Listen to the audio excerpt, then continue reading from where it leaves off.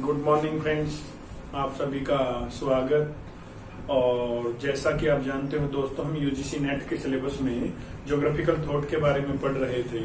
Geographical thought में हमने pre historic development और एंशियंट पीरियड में डेवलपमेंट हमने ग्रीक रोमन्स के बारे में किया और फिर हमने अरब के बारे में किया। तो 4 टॉपिक हम थॉट के कर चुके हैं। आज का हमारा नया विषय रहेगा ग्रेट एज ऑफ डिस्कवरी। जैसा कि आप जानते हो, यूरोप में डार्क एज चल रहा था। उस समय अरबियंस ज्योग्राफी के डेवलपमेंट पे फोकस कर रहे थे।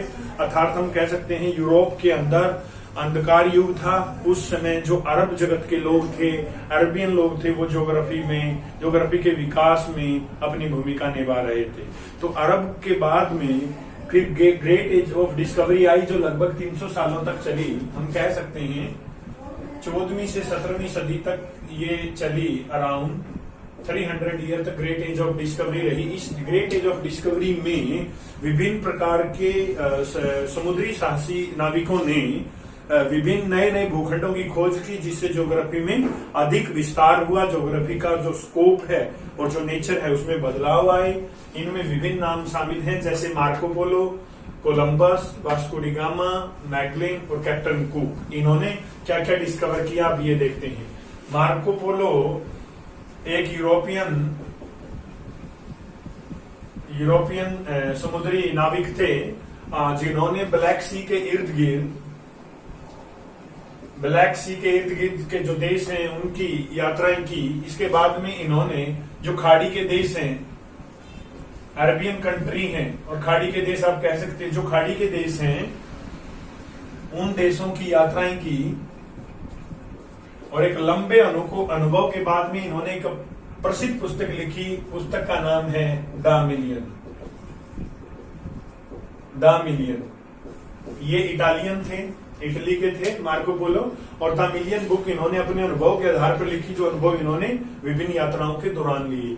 इस बुक को इंग्लिश में ट्रेवल्स ऑफ मार्को पोलो भी कहा जाता है। और इसके बाद आता है कोलंबस। कोलंबस ने 1492 में अमेरिका की खोज की। अमेरिका को इससे पहले न्यू वर्ल्ड कहा जाता था, नई दुनिया कहा जाता था। और न्यू वर्ल्ड में 1492 ईस्वी में कोलंबस स्पेन के थे, एक स्पेनिश थे। उन्होंने स्पेन से पश्चिम की ओर जाते जाते पश्चिमी द्वीप समूह की खोज की। पश्चिमी द्वीप समूह को इन्होंने वेस्ट इंडीज कहा। और ये क्यूबा जाने वाले पहले व्यक्ति भी कहे जाते हैं। और अमेरिका के भूखंड में ये 1492 ईस्वी पर पहुंचे।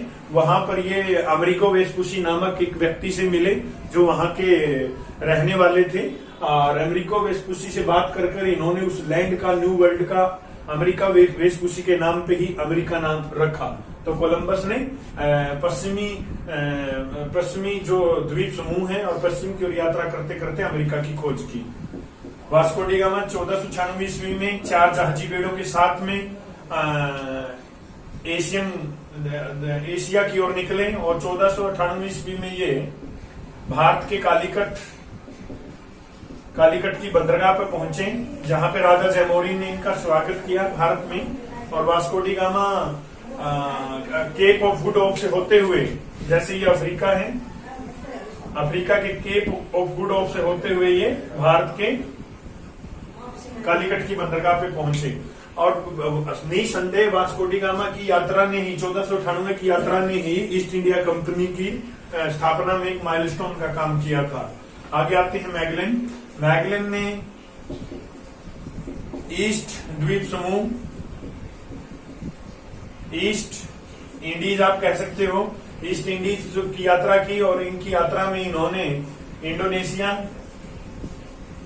इंडोनेशिया में टाइम स्पेंड किया, लगभग 20 दिन। और यहाँ के जो लोग थे, ईस्ट इंडीज के जो पूर्वी जो द्वीप समूह के जो लोग थे, वो उस समय बहुत ज्यादा अधिक चोरी करने के लिए फेमस थे। तो इन्होंने इंडोनेशिया को आइलैंड्स ऑफ रॉबर्स भी नाम दिया। आइलैंड्स ऑफ रॉबर्स कहा। और अंतिम छोर पर ये फिलीपींस की भी इन्होंने खोज की, फिलीपींस में ये गई। मैगलिन को पहला नाविक कहा जाता है। यदि क्वेश्चन आ जाए विश्व का पहला नाविक कौन था, समुद्री नाविक कौन था जिन्होंने पूरे विश्व का चक्कर लगाया, तो मैगलन आंसर ही आएगा। होल वर्ल्ड की यात्रा इन्होंने समुद्रों के मार्ग के माध्यम से की। ये बड़ा क्वेश्चन है। फिर आता है captain cook.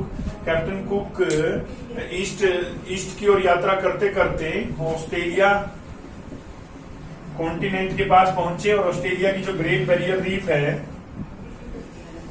Great barrier reef की खोज इन्होंने की। इनका जहाज आगे चलते चलते ग्रेट बैरियर रीफ के टकराया था, जिससे इनकी सांसें अटक गई थी और इनको उम्मीद नहीं थी जीवन की आगे। तो ग्रेट बैरियर रीफ की इन्होंने खोज की। आगे ग्रेट बैरियर रीफ से तस्मान सी की खोज का क्रेडिट भी तो कैप्टन कुक को जाता है। और न्यूजीलैंड जो एक बहुत छोटे द्वीप के रूप में है, न्यूजीलैंड को टोलमी का जो मैप था उसको आधार बनाया इन काफी लोगों ने, क्योंकि वो पहला अक्षांश देशांतर रेखाओं का मानचित्र है और कैप्टन कुक उसी के आधार पर पहुंचे थे। और वेस्ट इंडीज न्यूजीलैंड को टोलमी ने टेरा इनकॉग्निटा नाम दिया। टेरा इनकॉग्निटा का मतलब है नॉन प्लेस, अज्ञात जगह। और इन्होंने कहा, कैप्टन कुक ने न्यूजीलैंड की खोज तस्मानिया सागर के माध्यम से करते हुए इन्होंने कहा कि टोलमी का मानचित्र गलत है, टेरा इनकॉग्निटा नहीं है, हमने न्यूजीलैंड की खोज कर ली है। तो ये ग्रेट जो डिस्कवरी थी, जिसमें विभिन्न देखते हो आप वर्ल्ड के अलग अलग हिस्सों पे विभिन्न खोजें हुई। तो यहाँ से भी अक्सर एक क्वेश्चन दे दिया जाता है, जैसे मार्को पोलो की ये बुक भी यूजीसी नेट में पूछी गई है और एचटेट के लिए भी ये महत्वपूर्ण क्वेश्चन है। तो ग्रेट एज ऑफ डिस्कवरी के बाद में हम ज्योग्राफिकल थॉट को मॉडर्न एज ऑफ डिस्कवरी में या मॉडर्न फेज के अंदर हम आएंगे और अध्ययन करेंगे, जिसमें हम वेरेनियस के बारे में, कांट के बारे में, हम्बोल्ट और रीटर के सिलेबस को शुरू करेंगे।